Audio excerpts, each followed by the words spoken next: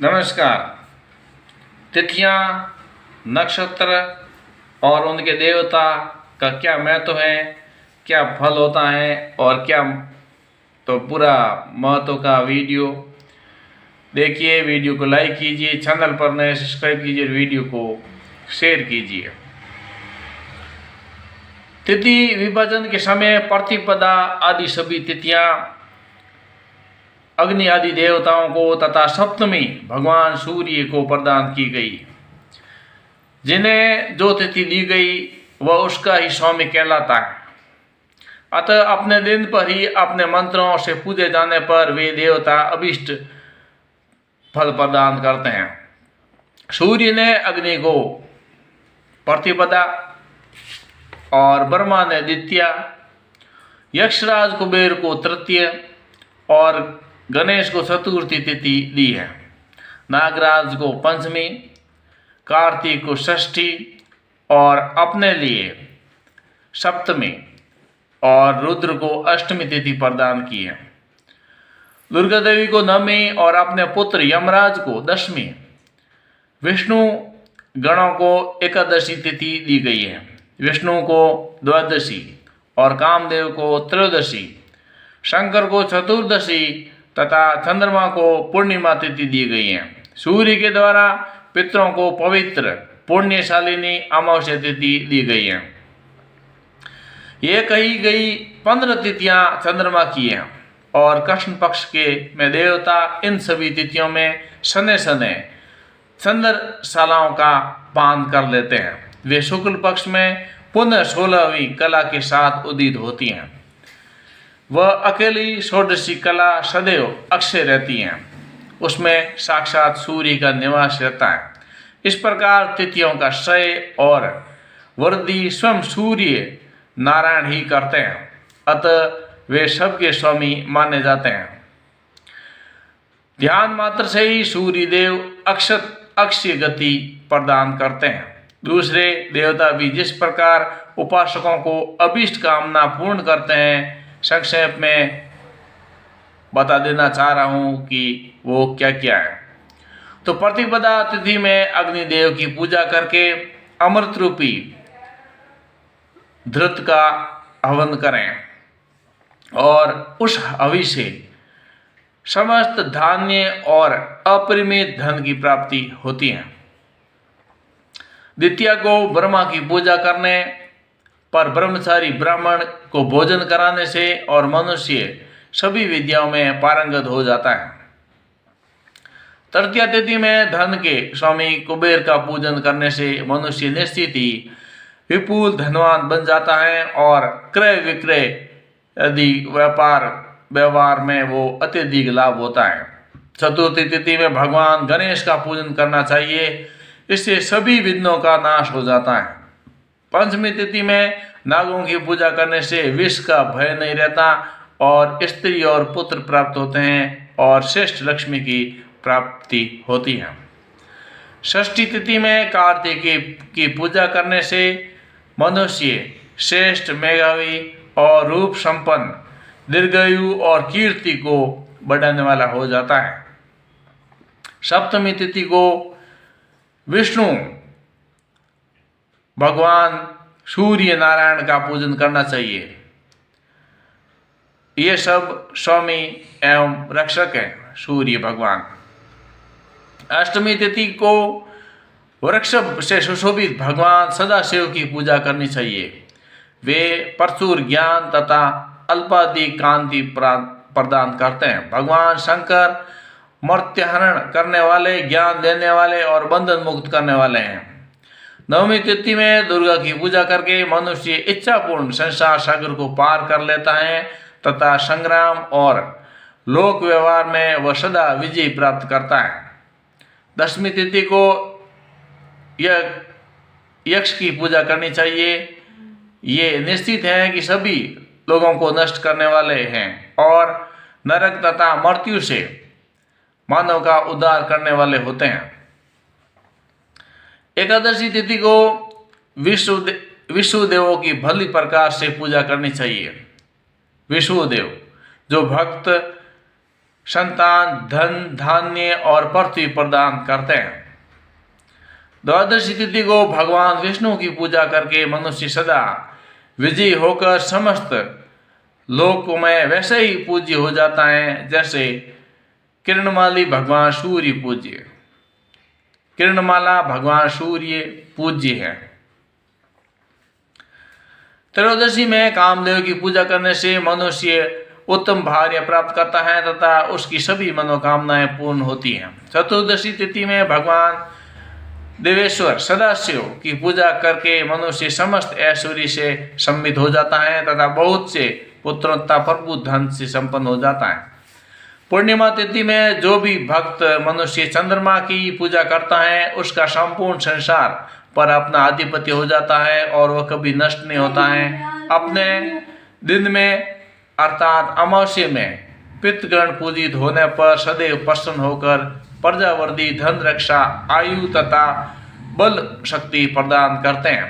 उपवास के बिना भी पितृगण उक्त फल को देने वाले होते हैं। अतः मानव को चाहिए कि पितरों को भक्ति पूर्वक पूजा के द्वारा सदा प्रसन्न रखें। मूल मंत्र, नाम संकीर्तन और अंश मंत्रों के कमल के मध्य स्थित तिथियों के स्वामी देवताओं को विविध उपचारों से भक्ति पूर्वक यथाविधि पूजा करनी चाहिए तथा जप, होमादि कार्य संपन्न करने चाहिए। इसके प्रभाव से मानव इस लोक में और परलोक में सदा सुखी रहता है।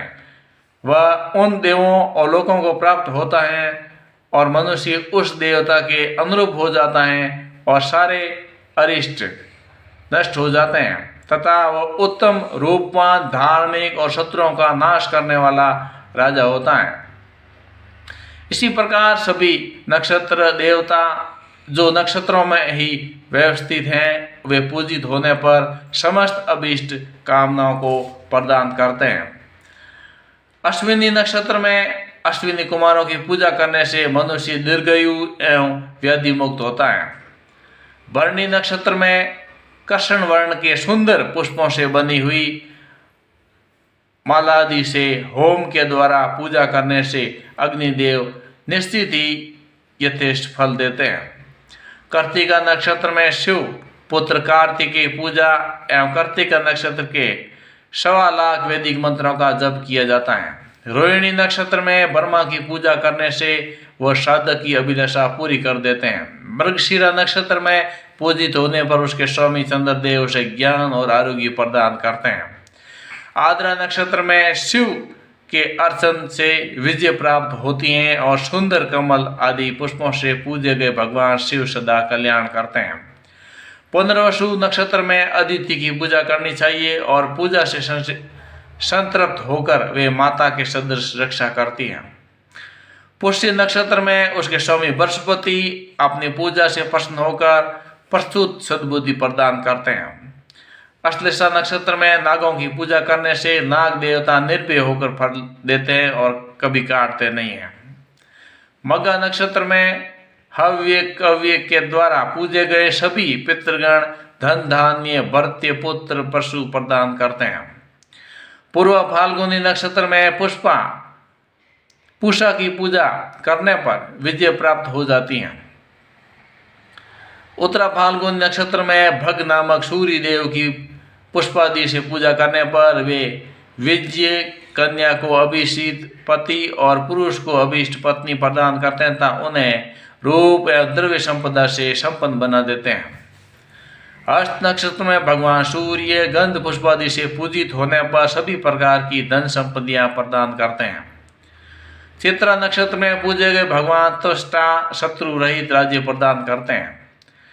स्वाति नक्षत्र में वायुदेव पूजित होने पर संतुष्ट को परम शक्ति प्रदान करते हैं। विशाखा नक्षत्र में लाल पुष्पों से इंद्रादि का पूजन करके मनुष्य इस लोक और धन धान्य प्राप्त कर सदा तेजस्वी रहता है।